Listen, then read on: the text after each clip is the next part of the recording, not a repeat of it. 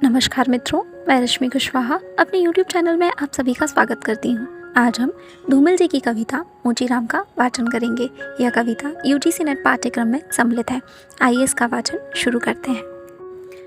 रौपी से उठी हुई आंखों ने मुझे क्षण भर टटोला और फिर जैसे पतियाए हुए स्वर में वह हंसते हुए बोला, बाबूजी सच कहूँ मेरी निगाह में ना कोई छोटा है ना कोई बड़ा है। मेरे लिए हर आदमी एक जोड़ी जूता है जो मेरे सामने मरम्मत के लिए खड़ा है। और असल बात तो यह है कि वह चाहे जो है, जैसा है, जहाँ कहीं है, आजकल कोई आदमी जूते की नाप से बाहर नहीं है। फिर भी मुझे ख्याल रहता है कि पेशेवर हाथों और फटे जूतों के बीच कहीं ना कहीं एक आदमी है जिस पर टाँके पड़ते हैं, जो जूते से झांकती हुई अंगुली की चोट छाती पर हथौड़े की तरह सहता है।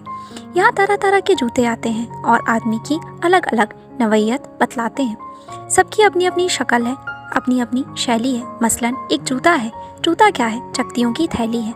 इसे एक आदमी पहनता है जिसे चेचक ने चुग लिया है। उस पर उम्मीद को तरह देती हुई हंसी है, जैसे टेलीफोन के खंभे पर कोई पतंग फंसी है और खड़खड़ा रही है। बाबूजी, इस पर पैसा क्यों फूकते हो? मैं कहना चाहता हूँ, मगर मेरी आवाज़ लड़खड़ा रही है।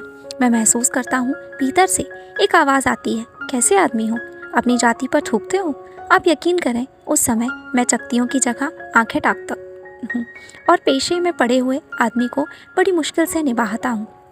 एक जूता और है जिससे पैर को नाद कर एक आदमी निकलता है सैर को। न वह अक्लमंद है न वक्त का पाबंद है। उसकी आंखों में लालच है, हाथों में घड़ी है। उसे जाना कहीं नहीं है, मगर चेहरे पर बड़ी हड़बड़ी है। वह कोई बनिया है या बिसाती है, मगर रौब ऐसा कि हिटलर का नाती है। ऐशो बांधो, उसे काटो, हिया टोको, वहाँ पिटो, किस्सा दो, आयशा चमकाओ, जूते को ऐना बनाओ। उफ, बड़ी गर्मी है। रुमाल से हवा करता है, मौसम के नाम पर विसुरता है। सड़क पर आतियों जातियों को बानर की तरह घूरता है। गरज यह कि घंटे भर खटवाता है, मगर नामा देते वक्त साफ नट जाता है। शरीफों को लूटते हो वह गुर्राता है और कुछ सिक्के फेंक कर आगे बढ़ जाता है। अचानक हिचक कर सड़क से उछलता है और पटरी पर चढ़ जाता है।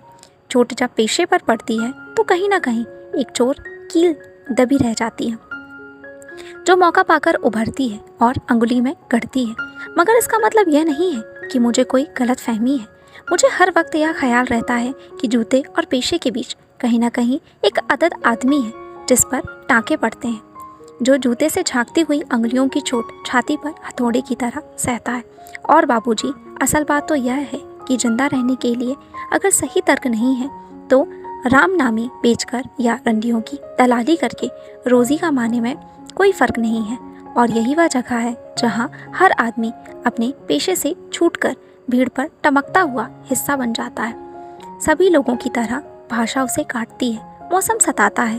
अब आप इस बसंत को ही लो, एक दिन को तांत की तरह तानता है। पेड़ों पर लाल लाल पत्तों के हजारों सुख तल्ले धूप में सींचने के लिए लटकाता है। सच कहता हूँ, उस समय रापी की मूठ को हाथ में संभालना मुश्किल हो जाता है। आंख कहीं जाती है, हाथ कहीं जाता है। किसी झुंझलाए हुए बच्चे सा काम पर आने से बार बार इनकार करता है। लगता है कि चमड़े की शराफत के पीछे कोई जंगल है जो आदमी पर पेड़ से वार करता है। और यह चौंकने की नहीं, सोचने की बात है। मगर जो जिंदगी को किताब से नापता है, जो असलियत और अनुभव के बीच खून के किसी कमज़ात मौके पर कायर है, वह बड़ी आसानी से कह सकता है कि यार तू मोची नहीं शायर है।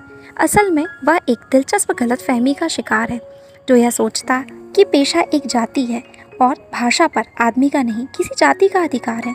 जबकि असलियत यह है कि आग सबको जलाती है, सच्चाई सबसे होकर गुजरती है। कुछ है जिन्हें शब्द मिल चुके हैं, कुछ है जो अक्षरों के आगे अंधे हैं।